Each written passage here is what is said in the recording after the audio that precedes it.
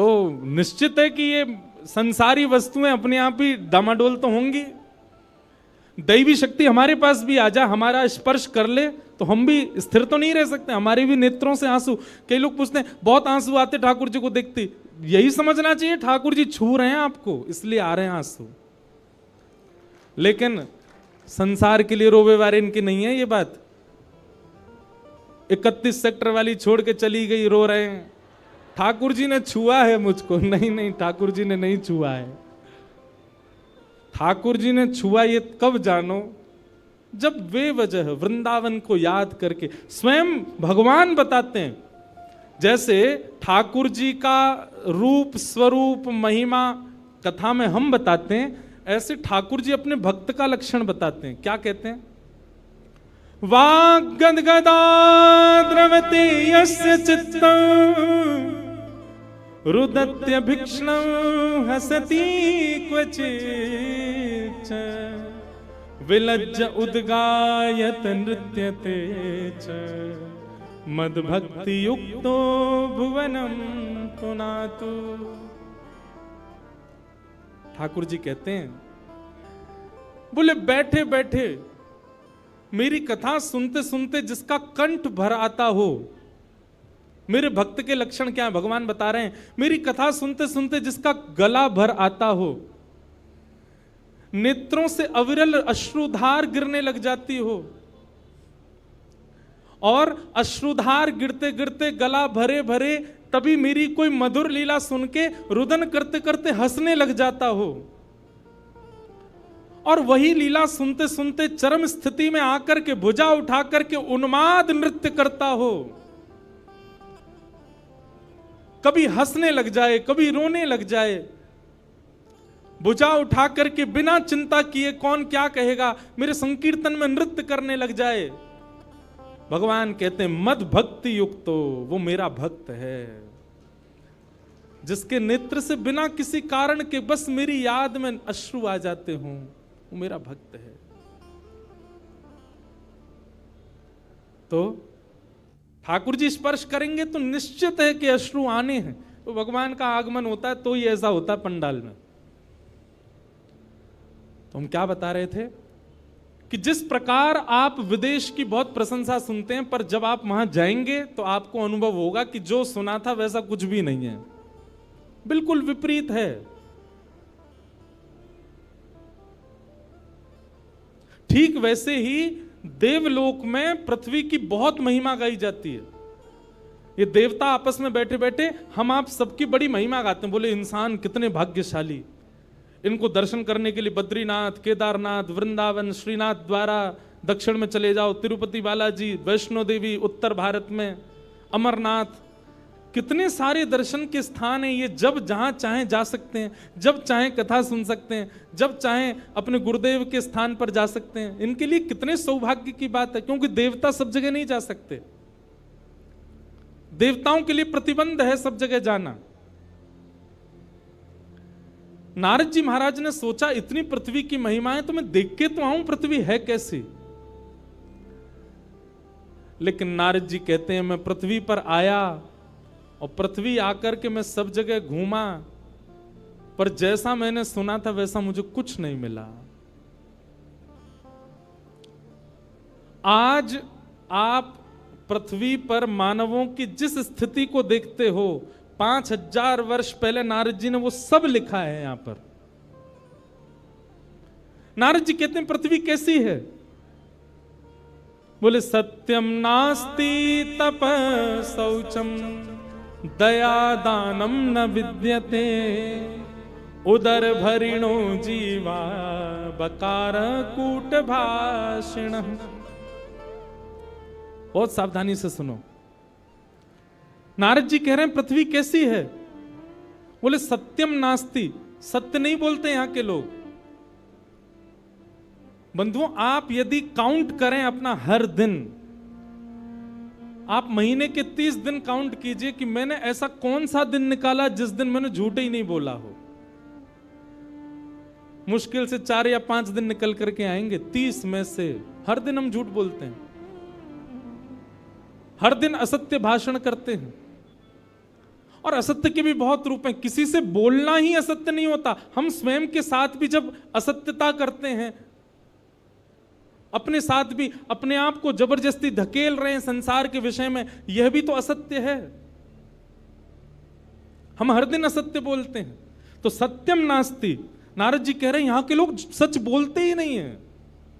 दूसरा, नारद जी ने क्या देखा पृथ्वी पर? बोले तपह नास्ति, भजन नहीं करते हैं। क्या करते हैं? बोले दिखावा, आडंबर। जितने भी भक्ति पथिक यहां बैठे हैं, एक बात हमारी बहुत ध्यान से सुनिए, जिस दिन आपके भजन में आडंबर आ गया, उसी दिन ठाकुर जी दूर हो जाएंगे। आपने एक बार भी यह विचार कर लिया कि मैं ऐसा करूं जिससे 4 लोगों को दिखे कि ओहो ये तो बड़ा भक्त है, उसी दिन ठाकुर जी दूरी बना लेते हैं। ये आडंबर है। कभी भी इस भावना से कुछ नहीं करना है। ना कथा इस भावना से व्यास को करनी चाहिए, ना सेवा इस भावना से सेवार्थी को करनी चाहिए, ना नाम जप इस भावना से नाम जापक को करना चाहिए। जैसे काउंटर भी कई लोग रखते हैं, बहुत ज्यादा काउंटिंग उसमें बढ़ जाती है, तो फिर संतों को दिखा भी देते हैं, महाराज जी 35,000 नाम हो गए सुबह से अभी तक। क्यों? आपकी भक्ति में जिस दिन प्रदर्शन आ जाएगा, ठाकुर जी उसी दिन कोसों दूर चले जाएंगे। इसलिए प्रदर्शन नहीं, दर्शन में रहो। एक बात सदैव याद रखना,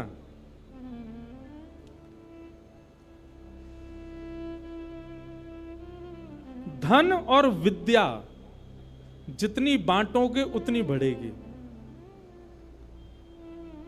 प्रेम और भजन जितना छुपाओगे उतना बढ़ेगा। विद्या का यदि आपने विस्तारीकरण नहीं किया, बांटा नहीं, तो विद्या आपकी खराब हो जाएगी। ऐसी धन, बहुत धन हो जाए और आप उसको जमा करते जाओ, कहीं दो मत, तो धन भी खराब हो जाएगा। कैसे खराब होगा? आपके परिवार की मति बिगाड़ देगा, वो गलत जगह पे उसको खर्च करने लग जाएंगे। प्रेम और भजन ये भी छुपा के करना चाहिए। प्रेम का ढिंडोरा पीट दिया, निश्चित है कि प्रेम आपका नष्ट हो जाएगा। ऐसी भजन यदि आपने दिखा दिया कि आप क्या करते हैं, कितना करते हैं, कैसे करते हैं, तो आपका भजन भी नष्ट हो जाएगा। इसलिए इन 2 चीजों को गुप्त रखना है, प्रेम और भजन।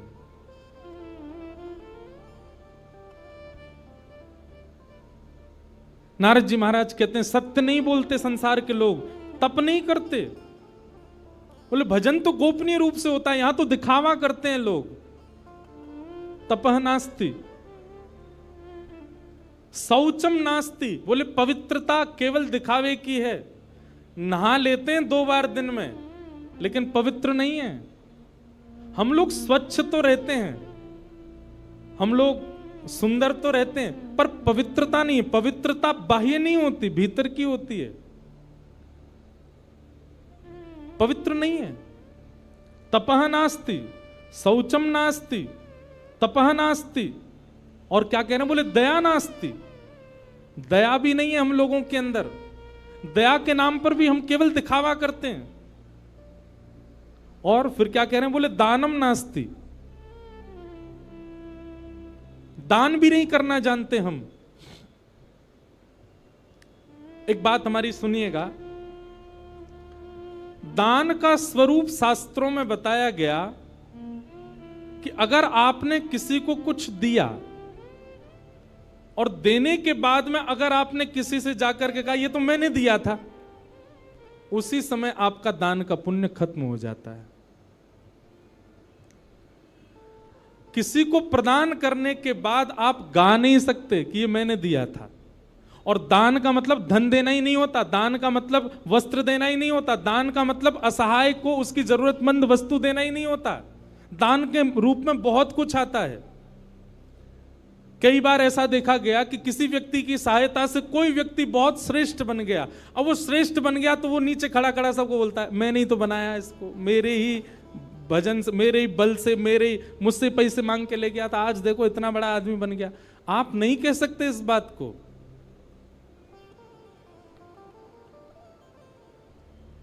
आपसे वस्तु जैसे ही किसी के पास जाती है, अगर वो दान का स्वरूप है तो आप उसको अपना कभी नहीं बता सकते। आपने जिस दिन उसको अपना बताया उसी दिन आपका पुण्य नष्ट हो जाता है, क्षीण हो जाता है। तो दानम नास्ति, हमारा तो काम ही है कि जब तक फोटोग्राफर नहीं हो तब तक दान ही नहीं करते।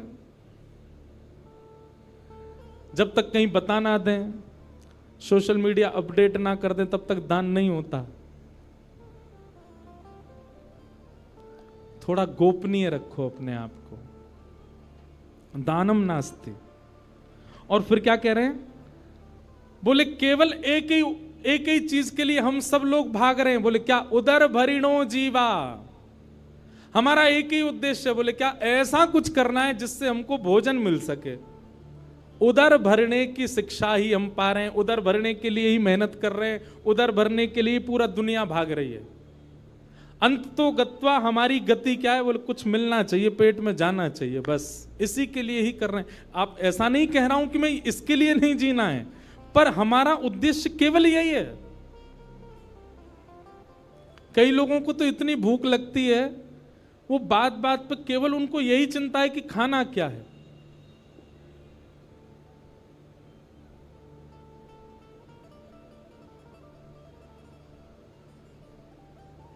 उदर भरिणो जीवा, नारद जी कह रहे हैं पृथ्वी के लोग ऐसे हैं। कैसे हैं? बोले उदर भरिणो जीवा। और फिर कैसे? बोले बरा का कूट भाषण, केवल दिखावे में अच्छा बोलते हैं, अंदर से सामने वाले का बुरा ही चाह रहे हैं। बस दिखावे में बोल रहे हैं कि आप अच्छे रहो, आपका ये काम बने, आपकी बिटिया बढ़िया रहे, आपके पुत्र बढ़िया रहे, पर भीतर से सब आपका अनिहित ही चाहते हैं। और नारद जी ने बहुत कुछ वर्णन किया। और क्या कहते हैं? बोले पाखंड निरता संतो विरक्ता सपरिग्रह तरुणी प्रभुता के शाल को बुद्धिदायक। देखो, सत्य कड़वा होता है और कई लोगों को अच्छा भी नहीं लगता, पर यह सत्य है। हमको सत्य बोलना होता तो हम मंच से ही बोल देते हैं। यहां सब सार्वजनिक सुन लेते हैं ना लोग, अब एकांत में कोई मिले तब नहीं बोलता मैं। क्या बात कह रहे हैं? तो कहते हैं पाखंड निरता संतो, बोले साधु संत सन्यासी विरक्त, ये भी संत इसलिए बने ताकि उसके रूप में आके पाखंड कर सकें। सबके लिए ऐसी बात नहीं कही जा रही है, पर अधिकतर परसेंटेज ज्यादा उन लोगों की है जिन्होंने भेष धारण किया है केवल। वास्तविक में वो संत नहीं है, वास्तविक में उनके मन में भाव नहीं है। और विरक्ता सपरिग्रह, है तो विरक्त, सब चीज से छूटे हुए, पर कहीं ना कहीं उनके मन में भी परिग्रह की इच्छा होती है, परिवार बसाने की इच्छा होती है। और क्या कह रहे हैं? बोले तरुणी प्रभुता गे है। घर में किसकी चलती है? बोले पत्नी की चलती है। तरुणी प्रभुता गे है, माता पिता नहीं, बड़े बुजुर्ग नहीं, पर विवाह हो जाए तो पत्नी ही सर्वस्व है। तरुणी प्रभुता गे है, शाल को बुद्धिदायक।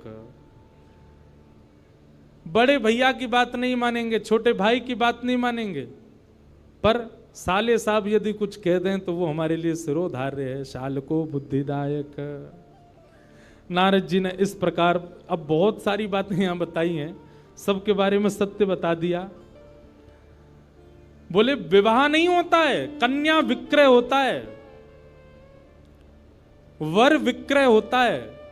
बेटा को इसलिए नहीं पढ़ा रहे हैं कि तू पढ़ लिख के विद्वान बन, इसलिए पढ़ा रहे हैं तो पढ़ लिख के अच्छा बनेगा तो विवाह में हम इतनी मांग कर सकते हैं। ये सब नारद जी पहले ही बता रहे हैं। नारद जी कहते हैं पृथ्वी पर घूम करके मेरा मन बहुत अशांत हो गया, यहां के लोग तो बड़े विचित्र हैं। तभी नारद जी कहते हैं बाकी सब बात छोड़िए, सब जगह भ्रमण करता करता करता जैसे ही मैं वृंदावन गया, वृंदावन में मैंने एक आश्चर्य देखा। क्या? बोले एक युवती, एक परम सुंदरी कन्या यमुना जी के तट पर बैठी है और उसकी गोद में 2 वृद्ध लेटे हैं। उस कन्या से मैंने जब पूछा कि तुम कौन हो, तो उसने अपना परिचय दिया कि मैं भक्ति हूं। और मेरी गोद में जो ये 2 वृद्ध हैं, ये दोनों ज्ञान और वैराग्य, ये मेरे पुत्र हैं। मैंने उसको पूछा, तुम युवा हो और तुम्हारे पुत्र वृद्ध, ये कैसे हो सकता है? तब उसने बताया, बोले संसार के लोग भक्ति करते हैं पर ज्ञान और वैराग्य शून्य रहते हैं। भैया हमारी प्रार्थना है, केवल भक्ति मार्ग में आ जाना अच्छी बात है, पर भक्ति के 2 पुत्र हैं ज्ञान और वैराग्य, उनके बिना यदि आप भक्ति मार्ग में जाओगे तो आप कभी ना कभी फिसल सकते हो, कभी ना कभी रुकावट आ सकती है। और ज्ञान और वैराग्य इतने कठिन मार्ग नहीं है, ज्ञान और वैराग्य इतने बड़े कठिन नहीं है जितना आपको लगते हैं। ज्ञान का मतलब बहुत स्पष्ट है, सही और गलत की पहचान को ही ज्ञान कहते हैं। ज्ञान का मतलब बहुत नॉलेज ले लेना नहीं होता, बस सही और गलत क्या है इतना विवेक बुद्धि आ जाना, इसी को ज्ञान कहते हैं। और वैराग्य का मतलब सब छोड़ देना नहीं होता, वैराग्य का मतलब सबसे विरक्त हो जाना नहीं होता, वैराग्य का मतलब सबके बीच रहते हुए भी उसके प्रति आसक्ति ना होना, उसको वैराग्य कहते हैं। हम कथा वक्ता हैं, हम सब जगह जाते हैं, हर प्रकार के लोगों से मिलते हैं, हर प्रकार की वस्तु, हर प्रकार का भोग हमारे सामने आता है, पर उसके प्रति इच्छा ना होना, इसी को वैराग्य कहते हैं। विदेश भी जाते हैं, सब जगह घूमते हैं, जो एक भोगी व्यक्ति, संसारी व्यक्ति कर सकता है वो सब हमारे सामने भी प्रस्तुत होता है, पर सामने प्रस्तुत होते हुए भी उसको ना करना, यही वैराग्य। सूरदास जी की पंक्ति में हर कथा में गाता हूं, तजोरे मन हरि विमुखन को संग, जाके संग कुमति उपजत है, जाके संग कुमति उपजत है, पड़त भजन में भंग, हाँ पड़त भजन में भंग, तजोरे मन हरि विमुखन को संग, तजोरे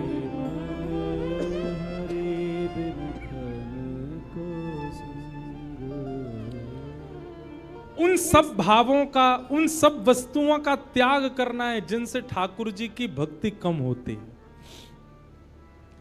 प्याज और लहसुन खाना पाप नहीं है, आपको नरक नहीं जाना पड़ेगा उसके बदले, पर अगर आपके चित्त में प्रेम भक्ति है और आप इन तामसी वस्तुओं का यदि बहुत सेवन करते हैं तो प्रेम लक्षणा भक्ति कम हो जाएगी। आपके मन में त्याग की स्थिति है, आप बहुत जल्दी डिटैच हो जाते हैं चीजों से, लेकिन आप तामसी वस्तुओं का सेवन करते हैं तो आपके डिटैचमेंट की जो स्थिति है वो नष्ट होती चली जाएगी। साधक स्थिति, भक्त स्थिति हमारी कम होती है इन सब वस्तुओं के सेवन, इसलिए उसको मना किया गया। वो सब भाव वर्ज्य बताए गए हैं भक्ति मार्ग में जिनसे ठाकुर जी की प्रेम लक्षणा भक्ति कम होती हो। इसलिए उन्हीं भावों में हम पैंट पहन के क्यों नहीं करते कथा, हम टी शर्ट पहन के क्यों नहीं आते कथा में, बगलबंदी क्यों पहनते हैं, धोती ही क्यों पहनते हैं। ठाकुर जी की प्रसादी बनाने वाले को भी हम यही क्यों कह रहे हैं कि धोती पहन के बनाओ। हम आप लोगों से भी क्यों निवेदन कर रहे हैं कि कम से कम तिलक लगाओ, कंठी माला गले में धारण करो। ये वैष्णव वेश धारण करने से भी आपका संग सुधरता है, आपका मन सुधरता है, आपकी भावना शुद्ध होती है, तामसिकता से आप बचते हो। इसलिए बहुत जरूरी है ये सब। तो वैराग्य का मतलब सब छोड़ देना नहीं होता, वैराग्य का मतलब सबके बीच रहते हुए भी उसके प्रति आसक्ति ना होना, इसको वैराग्य कहते हैं। ये भक्ति के दो पुत्र हैं, ज्ञान और वैराग्य। जब तक ये चित्त में नहीं आएंगे भक्ति महारानी प्रसन्न नहीं रह सकती, इसलिए इन दोनों को चित्त में धारण करो। नारद जी महाराज ने देखा कि ज्ञान और वैराग्य दोनों वृद्ध हो गए, तो नारद जी महाराज ने प्रयास किया कि ज्ञान और वैराग्य को युवा कैसे किया जाए। संतों से पूछा, लेकिन कोई भी इसका प्रमाणित उत्तर नहीं दे पाए। तब नारद जी महाराज आज सनत कुमारों से पूछते हैं कि भक्ति के पुत्र ज्ञान और वैराग्य युवा कैसे होंगे, कृपा करके मुझे बताओ। बहुत सावधानी से सुनना, भक्ति हम सबके चित्त में है, पर ज्ञान वैराग्य पुत्र नहीं है हमारे पास। भक्ति के पुत्र वो कैसे आएंगे, उसी का उपाय यहां पर सनत कुमार बता रहे हैं। और सनत कुमार कहते हैं ज्ञान वैराग्य की पुष्टता के लिए, ज्ञान वैराग्य के लिए, युवावस्था के लिए क्या करना है? सत्कर्म सूचको नूनम ज्ञान यज्ञ स्मृतो बुधई श्रीमद्भागवतालाप सतु गीत सुखादिभिः। बोले भक्ति के सहित ज्ञान और वैराग्य को यदि चित्त में युवान करना है तो भागवत की कथा सुनो। श्रीमद् भागवत की सप्ताह कथा को ध्यान पूर्वक एक एक शब्द को श्रवण करो। सप्ताह पूर्ण होते क्या होगा? आपके चित्त में भक्ति के पुत्र ज्ञान और वैराग्य दोनों युवा हो जाएंगे, विवेक बुद्धि जागृत हो जाएगी, सही गलत में पहचान अपने आप प्रकट हो जाएगी, अपने आप डिटैच होना शुरू कर दोगे। देखिए, डिटैचमेंट का मतलब केवल किसी वस्तु, व्यंजन, व्यक्ति से दूर हो जाना नहीं होता। डिटैचमेंट का मतलब और क्या होता है? विरक्ति का मतलब और क्या होता है? आपके घर में कुछ ऐसी वारदात हो गई, भगवान ना करे कुछ हो, ऐसा कुछ हो गया जिसके कारण आप बहुत विचलित हो गए। विचलित आप कब होगे, परेशान आप कब होगे? जब आपके चित्त में विरक्ति नहीं होगी। लेकिन कथा आपको ऐसा बना देगी कि फिर चाहे जीवन में जो हो जाए, आपकी लाइफ के साथ चाहे जो कुछ हो जाए, आप उससे टूट नहीं सकते, आप उससे परेशान नहीं हो पाओगे। व्यक्ति टूट जाता है, गिर जाता है, बिखर जाता है और फिर कोसता है ठाकुर जी को, मेरे साथ ये क्या हो गया। ये वही व्यक्ति करता है जो आध्यात्मिक नहीं है। लेकिन आध्यात्मिक व्यक्ति कभी टूटता नहीं, कभी बिखरता नहीं, कभी परेशान नहीं होता। वो अपनी जीवन में आने वाली परिस्थितियों से जूझना सीख जाता है, और ये भागवती सिखाती है उसको।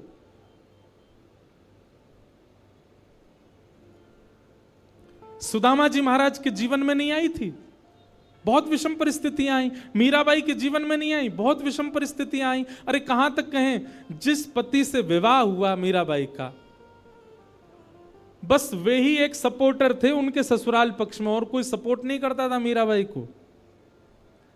वे भी कुछ महीनों बाद ही भगवत धाम चले गए, अकेली मीराबाई रह गई अपने परिवार में। लेकिन फिर भी कभी टूटी नहीं मीराबाई, अपने ठाकुर जी की भक्ति करती हैं।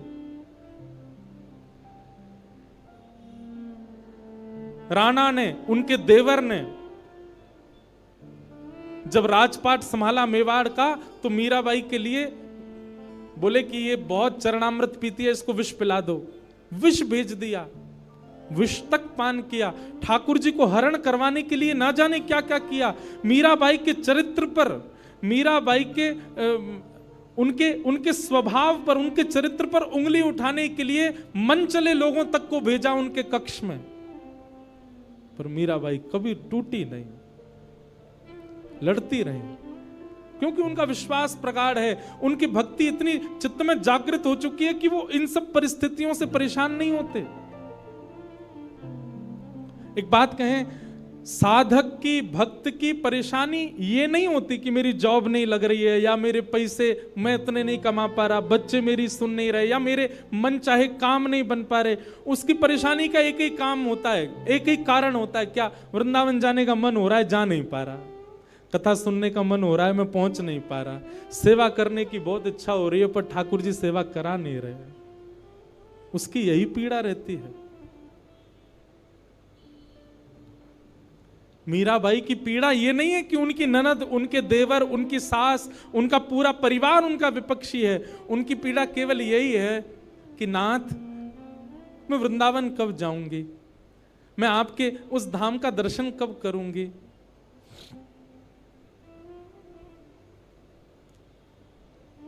कथा आपको ऐसा बना देती है कि फिर संसारी आने वाली पीड़ाएं आपको अनुभव नहीं होती हैं।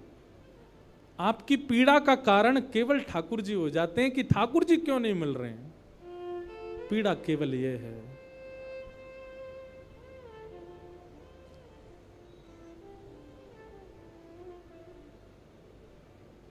मीराबाई का एक पद, वैसे तो सारे पद ही मीराबाई के बहुत अच्छे हैं, एक से एक पद है मीराबाई के। बंधुओं, कभी मीराबाई के, आज विपराग जी मुझको बोल रहे थे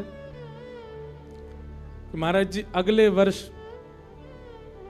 जब चंडीगढ़ में कथा हो, इसका मतलब अगले वर्ष भी आएंगे हम। तो आपका भाव था महाराज जी, अगले वर्ष जब कथा हो तो आप मीरा चरित्र सुनाइएगा। मीराबाई का चरित्र अब उन्होंने कहा है, बाकी तो हमारे लाल जी की इच्छा, क्या कहेंगे तो ठाकुर जी जाने। मीराबाई के बड़े सुंदर सुंदर पद हैं। मीराबाई कहती हैं, उनको कोई आके कहता तुम्हारे देवर इतना कष्ट देते हैं, तुम्हारी ननद इतना कष्ट देती है, छोड़ के चले जाओ ना इस परिवार को। मीराबाई कहती नहीं, जब तक कोई गुरुजन आज्ञा नहीं कर देंगे तब तक नहीं जाऊंगी। सहती रही मीराबाई। फिर एक दिन गोस्वामी तुलसीदास जी ने जब उनको आज्ञा की, जाके ही न राम वै देहि तजियता ही कोटि वैर सम यद्यपि परम स्नेहि। वो कितना भी स्नेही क्यों ना हो, यदि उसके चित्त में ठाकुर जी नहीं है तो उसका त्याग कर दो। जब गोस्वामी तुलसीदास जी ने पत्र लिख करके मीराबाई को भेजा, तब मीराबाई ने अपने गिरधर गोपाल को उठाया, तब घर छोड़ करके, अपने ससुराल को छोड़ के फिर वृंदावन आई। तब तक छोड़ा नहीं। मीराबाई से कोई कहता इतनी पीड़ा आपको देते हैं, आपको पीड़ा नहीं होती? मीराबाई कहती हैं, पल पल पिय को रूप निहारूं, निरख निरख सुख पाती। पल पल पिय रूप निहारूं, निरख निरख सुख पाती। मीराबाई कहती है पीड़ा तो देते हैं, पर जैसे ही पीड़ा आती है ना, तो पीड़ा आने पर मुझको लगता है कि ये मेरे साथ ऐसा क्यों कर रहे हैं। पर उसी समय मैं अपने लाल जी को जब देखती हूं तो लाल जी को देख करके लगता है मुझ पे चाहे जितनी पीड़ा आ जाए, ये तो मेरा साथ नहीं छोड़ रहे ना, ये मेरे संगी हैं। तो जब वे लोग पीड़ा देते हैं तो पीड़ा होती है, पर मैं तब लाल जी को देख ली तो लाल जी को देख करके मेरी पीड़ा दूर हो जाती है। आहा, यह संसार सकल जग झूठा झूठा कुल रानाता। यह संसार सकल जग झूठा झूठा कुल रानाता। इनकी पीड़ा मुझे कहां लग सकती है? झूठे लोग हैं ये, इनसे मेरा कोई संबंध नहीं है। साचे एक राधा रमण जो मेरे साथ हैं, मुझे पीड़ा क्यों होगी? यह संसार सकल जग झूठा झूठा कुल रानाता। यह संसार सकल जग झूठा झूठा कुल रानाता।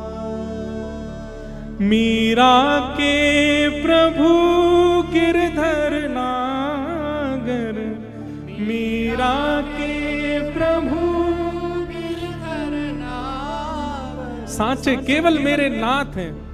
मीरा के प्रभु नटवर नागर, मीरा के प्रभु नटवर नागर, हरि चरणा चितराची गिरधर जन्म मरण रासा, गिरधर जन्म रासा। मीराबाई गा रही हैं, हम भी गाएं। गिरधर जन्म मरण रासा थे, गिरधर जन्म मरण रासा थे, गिरधर जन्म मरण रासा थे, गिरधर जन्म मरण रासा थे। ओ आए नाय बिसरू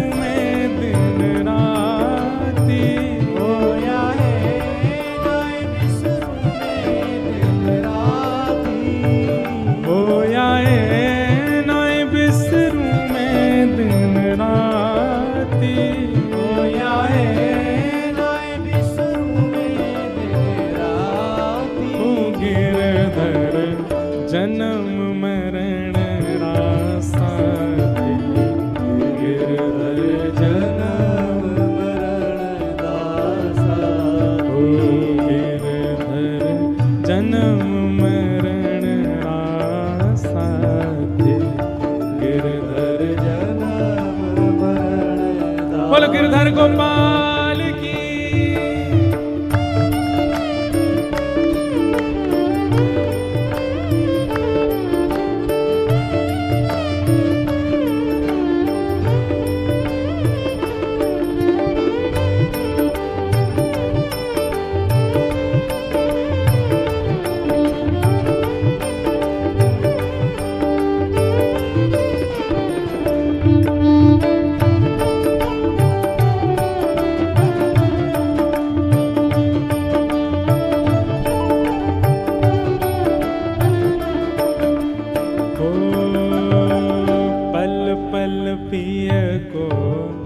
रूप निहारूं निरख निरख सुख पाती,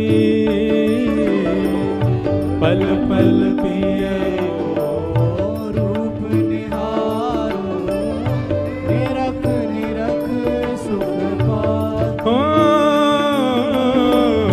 पल पल पिय को रूप निहारूं निरख निरख सुख पाती, पल पल पिय को रूप निहारूं निरख निरख सुख पाती।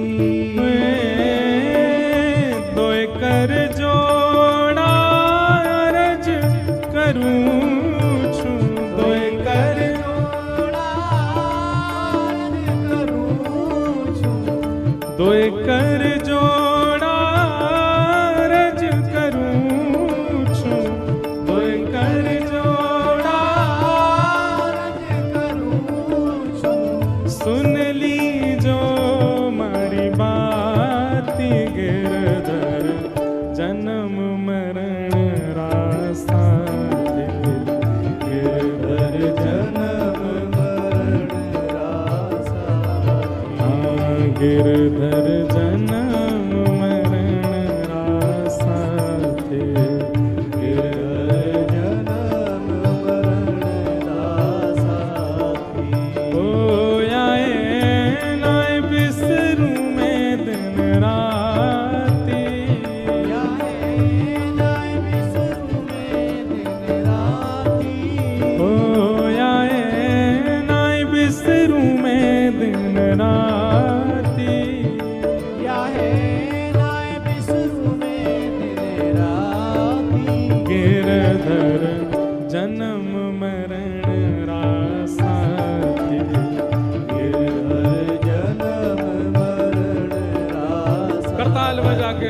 वृंदावन